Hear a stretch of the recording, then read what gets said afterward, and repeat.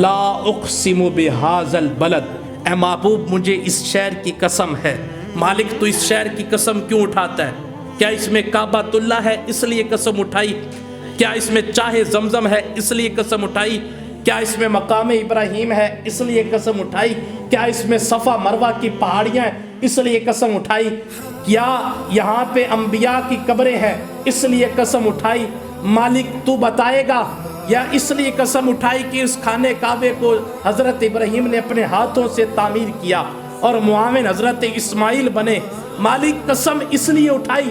اگر خود جواب نہ آتا، آج مناظرے ہوتے، آج لڑائیاں ہوتی، آج جھگڑے ہوتے۔ کوئی کہتا قسم اس لیے اٹھائی کہ چاہے زمزم ہے، کوئی کہتا قسم اس لیے اٹھائی کہ کعبۃ اللہ ہے، کوئی کہتا قسم اس لیے اٹھائی کہ مقام ابراہیم ہے، کوئی کہتا قسم اس لیے اٹھائی کہ صفا مروہ کی پہاڑیاں ہیں۔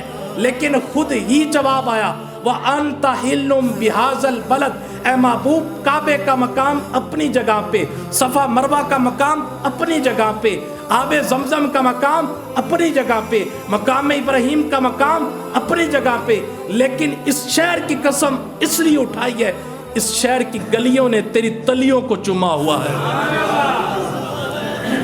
اور اس گلیوں میں تیری اس فضا میں تیری سانسیں مہکتی ہیں، یہاں پہ تو چلتا پھرتا ہے، یہاں پہ تیرا آنا جانا ہے۔